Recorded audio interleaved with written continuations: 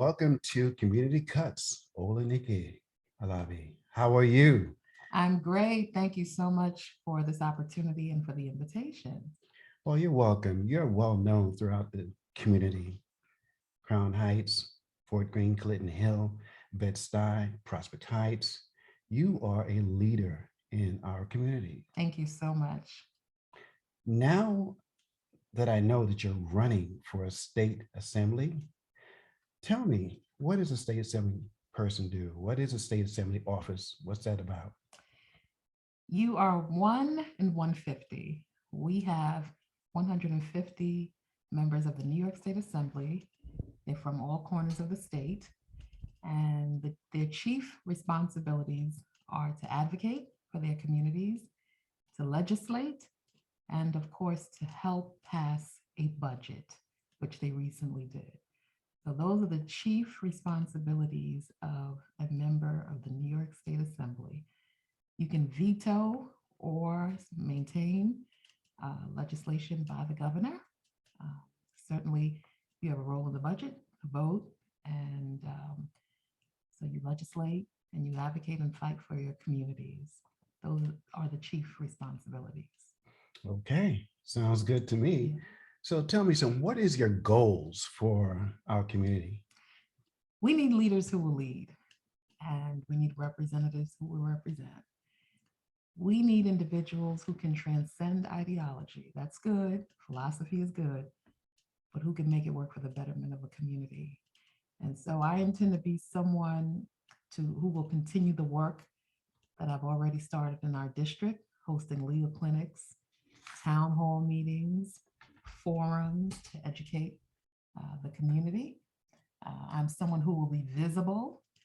I don't believe in compensation without representation. I like that. And so you better believe that I will continue to lift my voice in support of our district. Our stakeholders, Block Association presidents, faith-based leaders, community organizations, they will continue to know me and to see me. This is not an introduction. And certainly, so I will be a voice and certainly an active legislator, someone who will continue to be fighting with this district for what's right and advocating for the resources that we need. Oh, thank you. We need someone like you to hold that seat. So tell me this, in the next 5 years, what do you want from this district? What do you see our district in what direction do you see them going? We have a new district Correct. as a result of redistricting. All right. So our district is largely Crown Heights, Fort Greene, Clinton Hill, Bedford Stuyvesant, and a very, very small part of Prospect Heights. We lost Prospect Heights. We have just a couple of blocks of Prospect Heights now. Um, it's a district that is vibrant. It's very diverse, and I expect that to continue. It's a district that, in some pockets, is in transition in the sense that, as a result of the pandemic, we have had some vacancies along our major commercial strips. So I expect that as the economy tries to rebound, we will have some new businesses in the area. It's a district that's younger, that's getting very younger. We do have an aging population, obviously, as the baby boomer generation starts to age, but we also have a younger generation coming here. And I expect that we will have some services that will reflect that population. And it's just a district that in every sense, education, we have more schools and children, families with children. We have more youth, and so I expect that more youth services will be made available. I expect that, naturally occurring retirement communities, we'll see a growth in that area. I expect that our public transportation system will have to expand in some ways and improve because of the growth in population in this district. And housing, we have a diversity of housing. We have public housing, we have luxury housing, we have co-ops, we have condos, we have renters.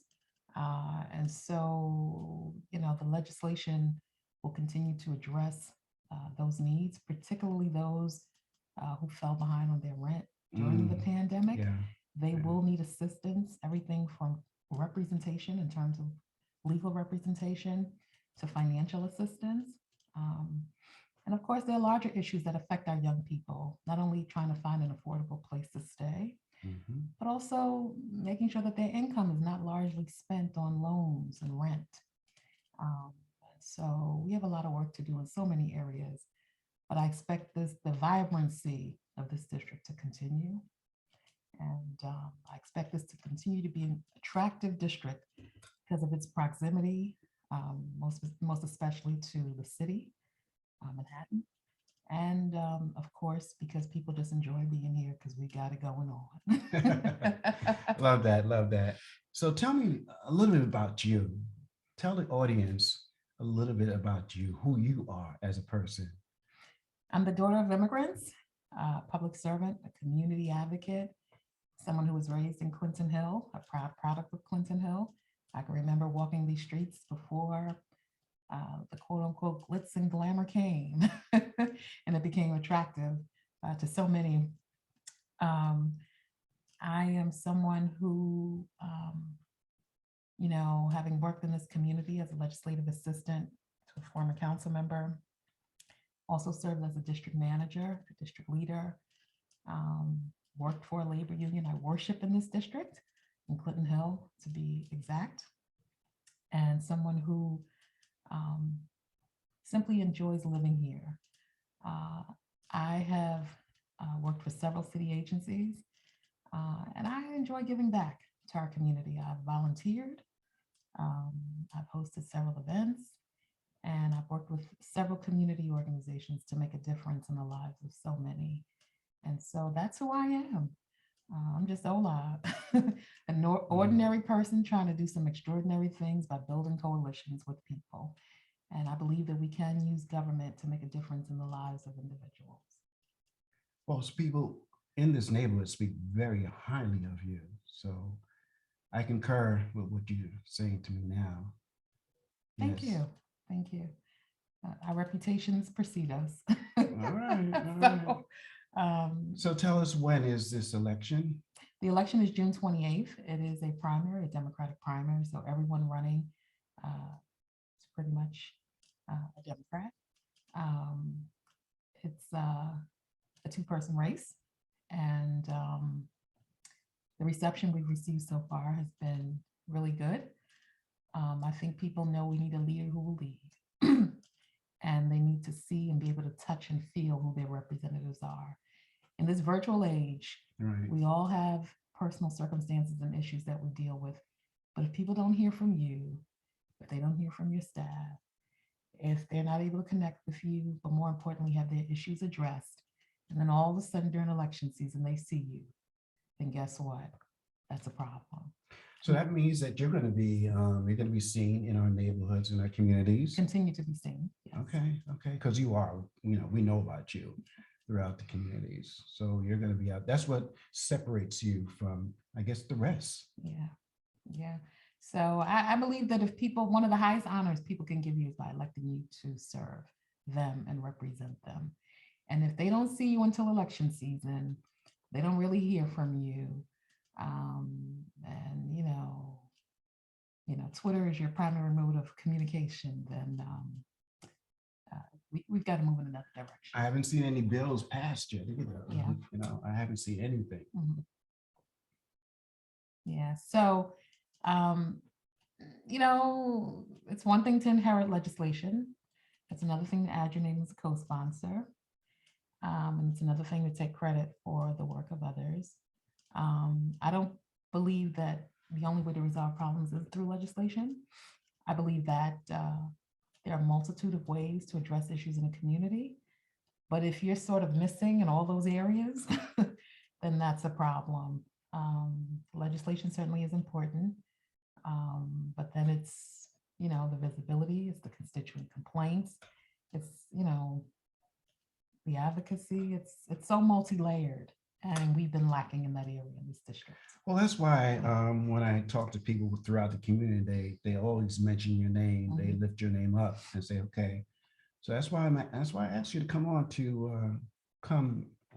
our show called Community Cuts and let us know about yourself. And I'm so proud of you. And I'm hearing a lot of good things about you in our community. So I just applaud that, and applaud you as well. God bless you. Thank you for coming on to Community Cuts. Thank you. Thank you for having me.